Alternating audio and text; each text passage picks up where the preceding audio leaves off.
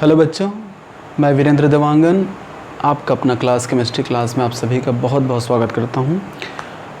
आज जो हम टॉपिक लेके आए हैं वो बहुत ही इम्पोर्टेंट टॉपिक है, क्योंकि हम जानते हैं कि जो केमिस्ट्री है वो बिना रिएक्शन के बिल्कुल पॉसिबल नहीं है।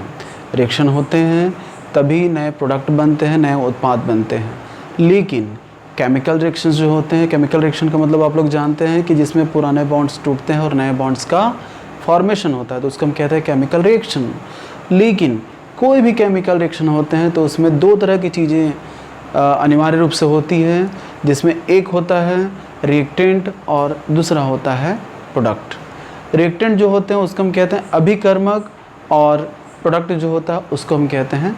तो उत्पाद जो होता है वो रिएक्शन के बाद बनता है, और रिएक्शन कौन करता है? तो अभिकर्मक, जिसको हम रिएक्टेंट कहते हैं। तो जो केमिकल रिएक्शन है, जो रासायनिक अभिक्रिया है, एक्चुअली में रासायनिक अभिक्रिया से नए प्रोडक्ट बनते हैं, नए अणु बनते हैं, मॉलिक्यूल बनते हैं, नए कंपाउंड बनते हैं। तो जो नए कंपाउंड्स बनते हैं, नए जो यौगिक बनते हैं, उसी को हम कहते हैं केमिकल कॉम्बिनेशन। तो यहाँ पे हम पढ़ने वाले हैं लॉ ऑफ केमिकल कॉम्बिनेशन, जिसको हम कहते हैं रासायनिक संयोग के नियम। तो जैसे मैंने बताया कि कोई भी रासायनिक अभिक्रिया होती है तो उसमें रासायनिक संयोग होता ही है, मतलब रिएक्टेंट आपस में रिएक्शन करके प्रोडक्ट का फॉर्मेशन करते हैं। तो यहाँ पे कोई भी रिएक्शन जब होगा, कोई भी केमिकल रिएक्शन होता है, तो वो 5 जो लॉज हैं उसको वो फॉलो अप करता है, जिसमें मैंने लिखा हुआ है सबसे पहले द्रव्यमान संरक्षण, जिसको हम कहते हैं कंजर्वेशन ऑफ मास। सेकेंड, स्थिर अनुपात, जिसको हम कहते हैं फिक्स्ड रेशियो। थर्ड जो होता है गुणित अनुपात, जिसको हम कहते हैं मल्टीपल रेशियो। फोर्थ होता है तुल्य अनुपात, जिसको हम कहते हैं इक्विवेलेंस रेशियो। एंड फिफ्थ होता है गैलुशाक का गैस से रिलेटेड लॉ। तो यहाँ पे हम बात करने वाले हैं आज के इस वीडियो में द्रव्यमान संरक्षण के बारे में, जिसको हम कहते हैं कंजर्वेशन ऑफ मास। तो यहाँ पे द्रव्यमान संरक्षण का नियम, law of conservation of mass. तो यहाँ पे जो वर्ड है द्रव्यमान संरक्षण, संरक्षण का मतलब क्या होता है? सुरक्षित रहना। संरक्षण का मतलब होता है सुरक्षित रहना। तो यहाँ पे एक वर्ड है द्रव्यमान, यानी कि मास। तो जो मास है वो सुरक्षित रहता है, मतलब वो किसी प्रकार से नष्ट नहीं होता है, ना ही उत्पन्न होता है। क्या होगा? केवल एक फॉर्म से दूसरे फॉर्म में वो चेंज होता है, एक रूप से दूसरे रूप में वो चेंज होता है। जैसे कि एग्जांपल के तौर पे मैंने यहाँ पे बना दिए कैंडल। अब जो कैंडल है ये जलेगा, यानी मोमबत्ती जब जलता है तो जलने के बाद यहाँ से क्या होगा? ये CO2 में कन्वर्ट होगा, ठीक है। कुछ H2O भी बनेंगे। तो इस तरह से हमें क्या लगता है कि मोमबत्ती समाप्त हो गई, लेकिन क्या एक्चुअली ऐसा होता है? बिल्कुल भी नहीं।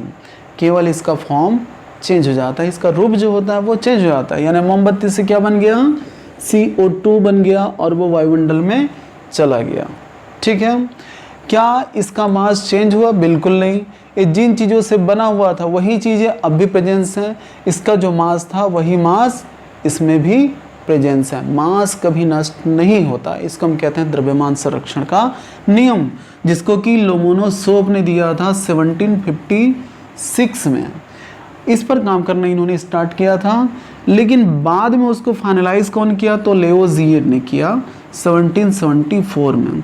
इसीलिए ये जो लॉ है मेन लेओज़ियर के नाम से ही जाना जाता है।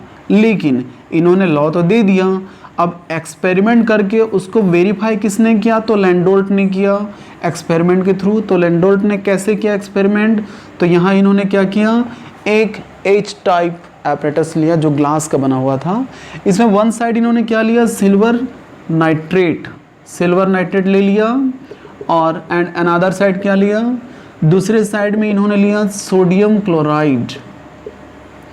जब इन्होंने एक साइड सिल्वर नाइट्रेट लिया और दूसरे साइड सोडियम क्लोराइड लिया, तो सबसे पहले इन्होंने क्या किया? इसको वे किया, मतलब इसको अच्छे से तौला। तौलने पर उनको क्या मिला? एक मास यहाँ पे इनको प्राप्त हुआ। अब इन्होंने क्या किया, इसको जस्ट उल्टा किया, अपोजिट किया। अपोजिट करने पर क्या हुआ कि सिल्वर नाइट्रेट यहाँ से निकल के सोडियम क्लोराइड की तरफ आया और सोडियम क्लोराइड सिल्वर नाइट्रेट की तरफ आया। तो फाइनली यहाँ पे क्या हुआ, silver nitrate and sodium chloride के बीच में रिएक्शन हो जाता है, केमिकल रिएक्शन। और जब केमिकल रिएक्शंस होते हैं तो देखते हैं किस तरह से होगा। सिल्वर नाइट्रेट और सोडियम क्लोराइड जब रिएक्शन करते हैं तब यहाँ पे सिल्वर क्लोराइड और सोडियम नाइट्रेट बनता है। तो यहाँ पे सिल्वर नाइट्रेट और सोडियम क्लोराइड मिल करके सिल्वर क्लोराइड और सोडियम नाइट्रेट कैसे बनाते हैं, तो क्या होगा, यहाँ पे सिल्वर CL से रिएक्शन किया, सिल्वर क्लोराइड बना और सोडियम NO3 से रिएक्शन करके सोडियम नाइट्रेट बनाता है। तो यहाँ पे सिल्वर नाइट्रेट का मास कितना है 169.87, सोडियम क्लोराइड का मास कितना है 58.44। यदि हम इस रिएक्टेंट यानी अभिकर्मक का टोटल मास निकालते हैं तो होता है 228.31। इसी तरह से इनसे जो प्रोडक्ट बने हुए हैं सिल्वर क्लोराइड और सोडियम नाइट्रेट, सिल्वर क्लोराइड का मास होता है 143.32 और सोडियम नाइट्रेट का मास होता है 84.99। तो यहाँ पे यदि हम प्रोडक्ट उत्पाद के टोटल मास को हम लेते हैं तब यहाँ पे वैल्यू कितना मिलेगा 228.31। तो यहाँ पे रिएक्टेंट का जो मास था वही मास किसका था, प्रोडक्ट का। तो यहाँ पे रिएक्शन होने के बाद क्या मास में किसी प्रकार का चेंजेस आया, तो बिल्कुल चेंजेस नहीं आया। जो मास रिएक्टेंट का था वही मास प्रोडक्ट का है। इसी को हम कहते हैं द्रव्यमान संरक्षण का नियम, law of conservation of mass कहते हैं। यहाँ पे द्रव्यमान ना तो उत्पन्न होती है ना नष्ट होती है, वो सिर्फ एक फॉर्म से दूसरे फॉर्म में चेंज होगा, लेकिन जो मास है वो एज इट इज़ बने रहता है। तो यहाँ पे ये जो लॉ दिया गया, इसके लिए आइंस्टीन ने अपनी एक बात बोली। उन्होंने कहा कि E is equal to mc², एक फार्मूला उन्होंने दिया हुआ था। यहाँ पे E is equal to mc² से उन्होंने क्या किया, जो भी केमिकल रिएक्शंस होते हैं उस केमिकल रिएक्शन के दौरान उन्होंने कहा कि कुछ ना कुछ एनर्जी रिलीज़ होती है। अब एनर्जी रिलीज़ होती है तब यहाँ से जब एनर्जी निकलेगी तब ये एनर्जी के निकलने से इनके मास में कहीं ना कहीं कुछ ना कुछ कमी आएगी। किसने कहा, आइंस्टीन ने। अगर एनर्जी रिलीज़ होगी तो मास में कहीं ना कहीं कमी आएगी, मास में कमी आएगी तो ये जो लॉ दिया गया ये वहाँ पे क्या हो जाएगा, गलत हो जाएगा। लेकिन क्या एक्चुअली ऐसा हुआ, नहीं।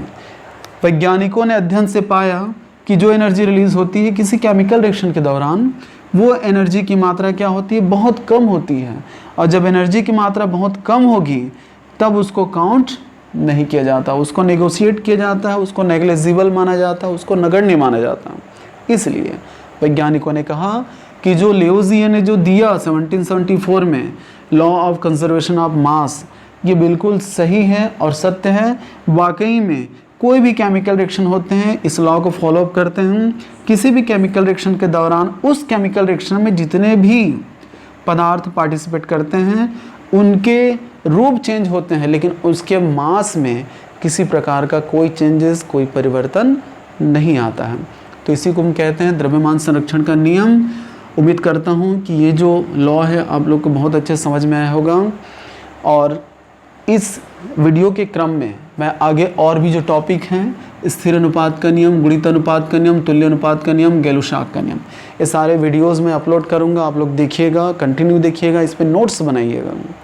और इसके बारे में और कहीं कुछ डिटेल्स अगर आप लोग को जानना है, न्यूमेरिकल्स जानना है, तो आप लोग कमेंट ज़रूर कीजिएगा ताकि मुझे पता चले आप लोग की प्रॉब्लम क्या है, कहाँ पे आप लोग को कन्फ्यूज़न है या ज़्यादा क्लियर समझना है। और वीडियो को जब भी आप लोग देखते हैं उस वीडियो को लाइक, शेयर और सब्सक्राइब करना है ताकि ज़्यादा से ज़्यादा बच्चों तक के हम पहुंच सकें।